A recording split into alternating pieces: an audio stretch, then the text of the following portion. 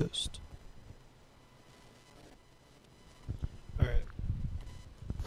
I just wanted to think out loud to a few key ideas, foundational sort of layers to what I've trying to been what I've been trying to dig. I'm listening to a podcast.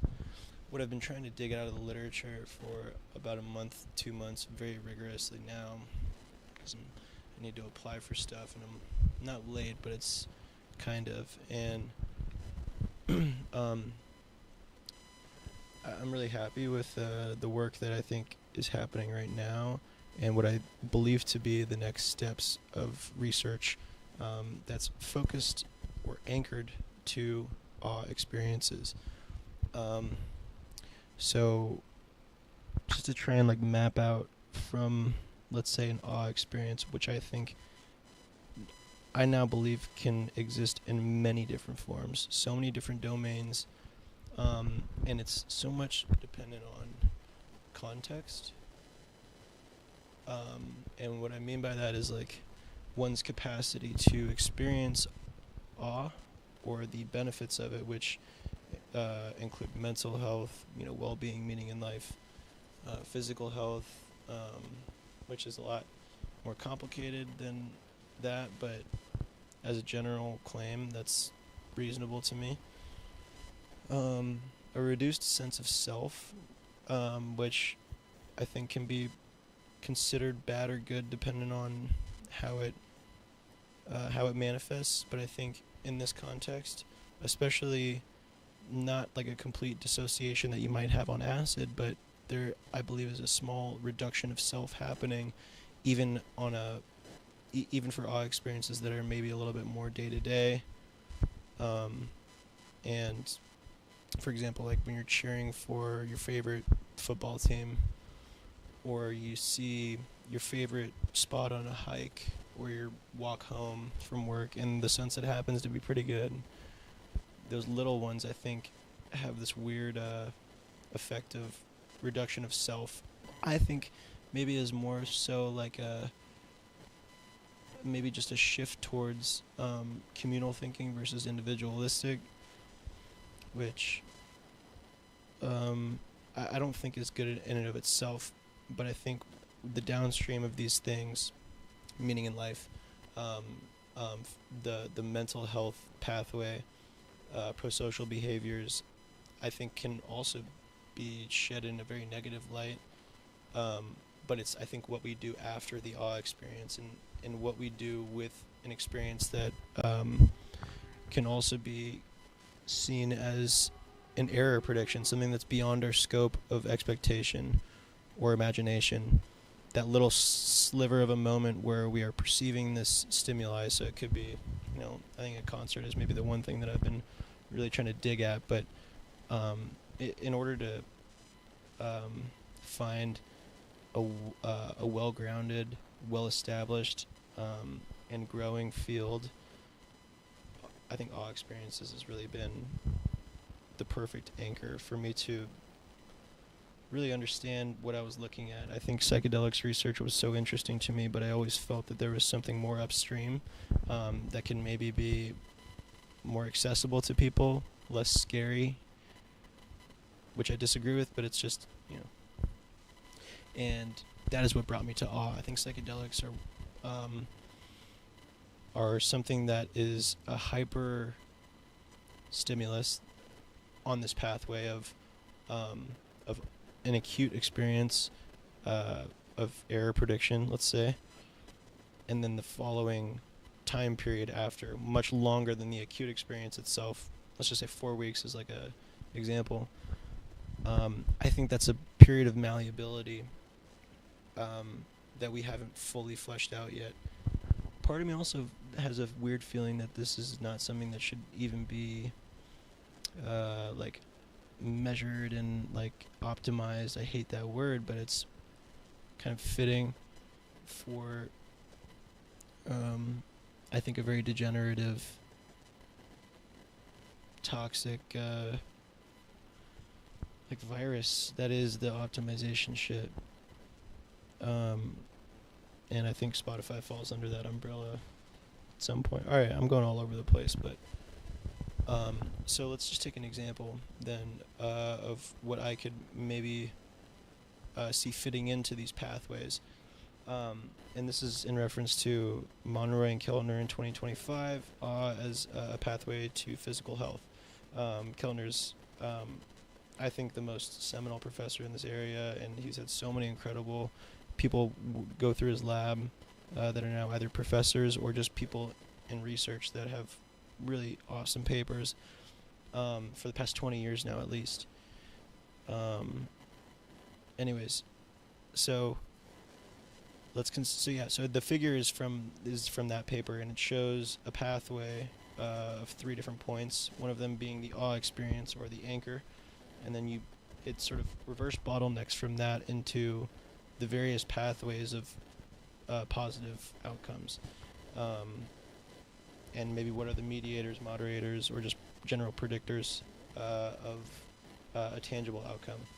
And by tangible, let's just say emotional, social,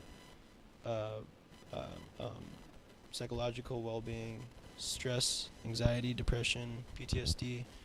Those are maybe more of like the mental health realm. And then in the physical health space, you see a reduction of stress, headaches, cardiovascular indicators, so like heart rate variability is something that is measured in the research. Longevity, overall autoimmune health, disease prevention, whatever you want to call it. So those are what we see at the very end of this, at the end of the pathway. Now what happens in the middle, I think, is what I've been sort of talking about.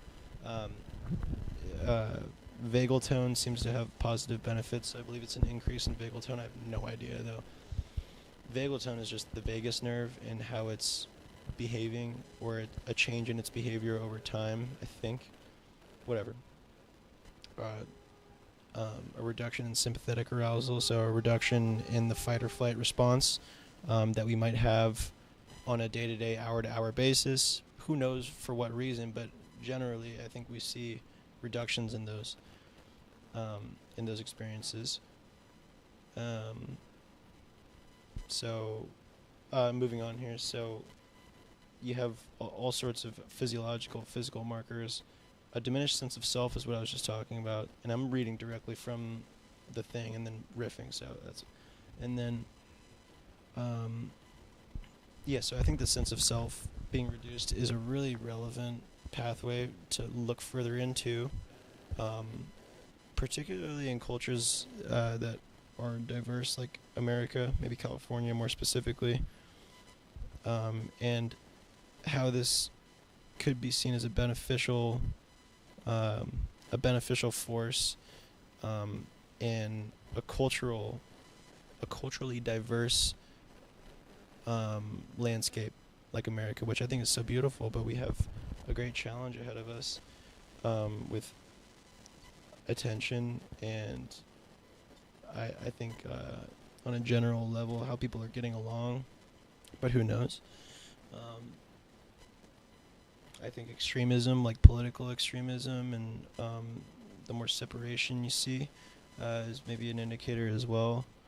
It's very difficult to tell what is truly happening, I think. Oh, that reminds me. Alright, next pathway, pro-social relationality. So I would assume that this is maybe how we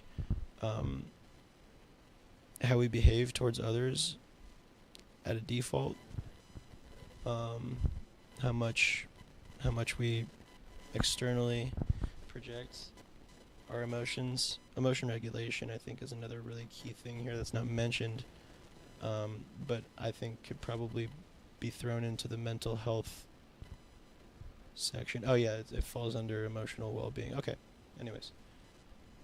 Social integration, this is super interesting. This is a little bit less clear to me, but I think I can see a few reasons why this is an important pathway to illustrate. And it goes back to, I think, the culturally diverse landscape point I was just mentioning of I think we are faced with a challenge of finding completely new ways of social integration by way of just the 21st century and all that brings. And that's not an impossible task, I don't think, in any way at all. It just means that we have to, I think, participate and be more responsible and accountable for how we all can improve the situation, whether it be subtle and low effort. It's gotta be effortful. And I think I see this all the time, with sports teams and then bands and these like aesthetic decisions or like slices of our identity, I think, that we hold very closely and might not know how to explain or externalize. At least I think my perspective is that I find comfort with people that I haven't met yet, but I know, let's say, what kind of music they like. So much easier said than done, but I think music represents a very fertile place to bring two people of completely different cultural backgrounds together, or at least on an even, I shouldn't say even, I should say just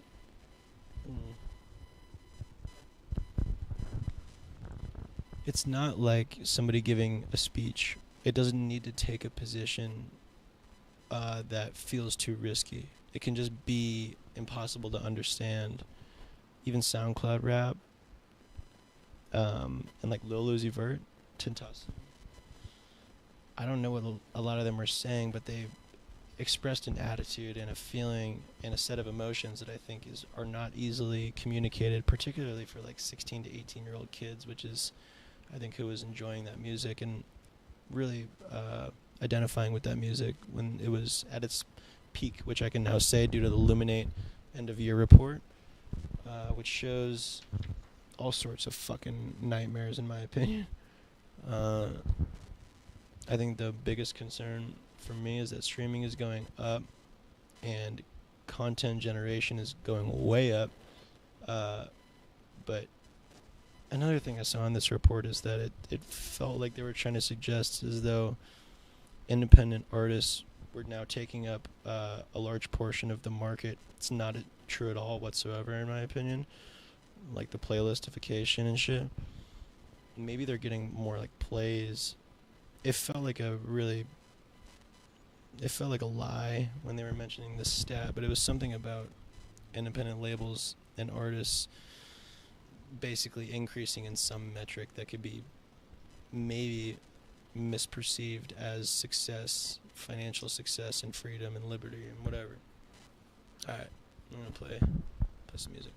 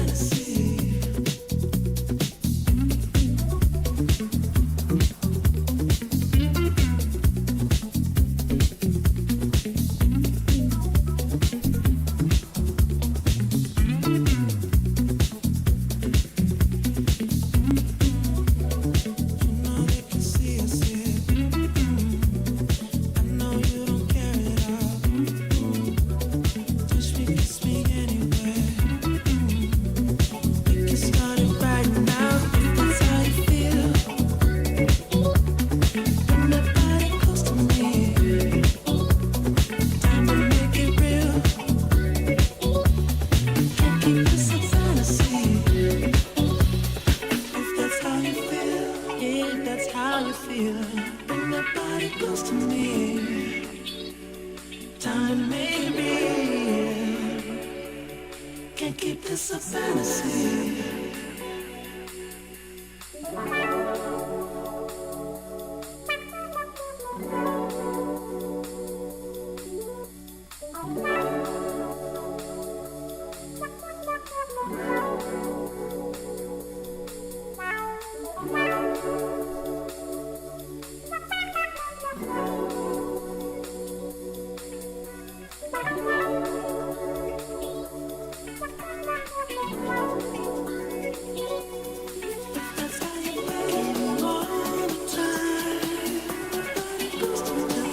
Enough for me.